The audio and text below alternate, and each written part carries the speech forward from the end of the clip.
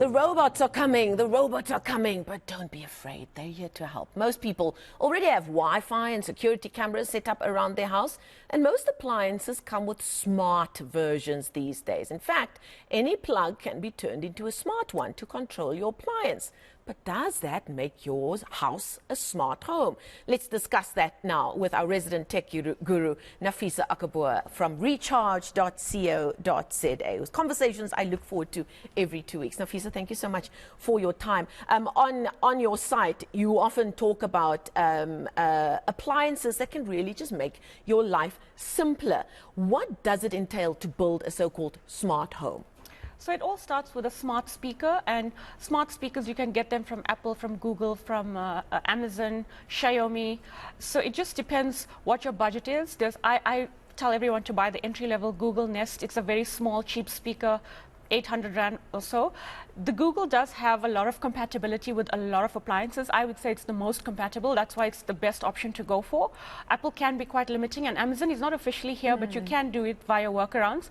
Once you have a smart speaker, you get an app, and when you link everything to the smart speaker, you can control it from the app.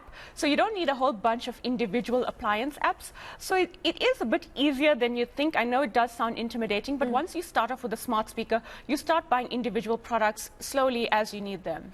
And a lot of our homes are smarter than people think. The fact that we've got Wi-Fi through most of our homes, if you're privileged enough to have it, is sort of your first step in the right direction. What else is the next step? I think looking at smart Wi-Fi light switches is a great option, because smart light bulbs are very expensive and you're going to keep changing them, and it's going to be frustrating. It's cheaper actually to just save your money and switch your whole house to smart Wi-Fi switches.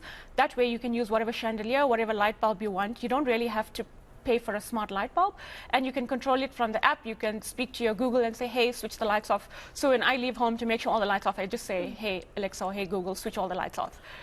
It's that simple. You're not forgetting to switch anything off. And do you need to get a specialist electrician to do that? So yes, make sure you get someone certified, qualified with the right certification. You don't want someone who doesn't know what they're doing to mess it up, because down the line, if it comes to insurance claims, you don't want to be in that position. Because we've all been there. Everybody's in bed, and then you realize, oh, I left the kitchen light on, or I left something on. And if your house is smart, you'll be able to do that from the comfort of your duvet. And if you don't want to use voice commands, just open the Google Home app and just press the button, and it switches everything off. That's what I do. That's my problem with you. You do make things sound so much easier so, that even I can use it. Now, let's talk a little bit of travel. We've all had FOMO. So many of us follow friends on social media who have managed to do a trip to Europe over the last few months for the summer over there, which is boiling hot in so many places. But when you travel, I mean, if you're not putting it on Instagram, did it even happen? So people need data for that, but as well as it's just easier to get around. I mean, gone are the days of walking around with a map to try and find your way around. What have you found has been the easiest way for you to travel in terms of data roaming and keeping yourself open to communication while traveling in a foreign city? So being a tech person, I obviously look for the most convenient option, and we have touched on eSIMs in the past. So similarly, you do get eSIMs when you travel, and I've been using a service called Airalo. They're doing quite well, actually. They just got 60 million in funding, so people really believe in them. They've been growing quite quickly. Previously, they used to offer data-only options, which is fine because you really want data. You can make your WhatsApp calls or VoIP calls with that. And now they just recently come out with an option to, they give you a number. So on the global eSIM, you can just buy the eSIM, everything digital. You don't have to hand over your passport.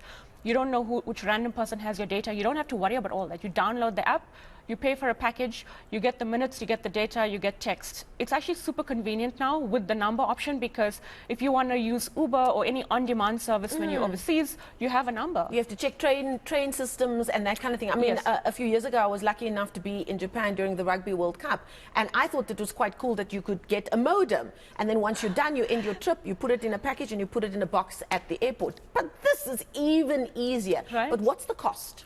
So the new voice packages start at like $15 because it's giving you a number, you're getting calls and text. But if you want a data-only option, they start from $7, $8, $9. It depends where you're going. You can buy a regional SIM, you can buy an EU SIM, an African SIM, or individually for the country. You just decide where you're going to be traveling. You know, I like the EU package because it's seamlessly between the whole of Europe. But if I'm going, for example, to Rwanda, I'll buy an individual one, which I've done. Gosh, they really have made life easy, haven't they? And now, on to more important matters. You have been writing quite a bit about hair products or hair gadgets that make it easy for you to travel with. Tell us about your latest travels with this wireless cordless hair straightener that you decided to charge, leave the charger at home, and then go on your trip just as an experiment. So yes, so the Dyson Corral is a cordless hair iron. It was a bit of a risky thing. I thought, let me do it. I'm testing this thing. I need to do it properly. I charged it fully, and bear in mind, it has 30 minutes of battery life. So I did not take the cable. I went to Dubai. I went to South Korea. I was there for about 4 days. I took this device without the cable because I needed the 30 minutes to last me the 4 days, and it actually did. So you are very, very brave, young lady. Very brave. So yeah, if you use it for a quick touch-up, 5 minutes every time or 6, whatever the case is, you're just doing a quick touch-up, running it through your hair. You're not sitting half an hour doing your hair anyway. So I found it really convenient to travel that way without the cable. It's lightweight. I only took hand luggage.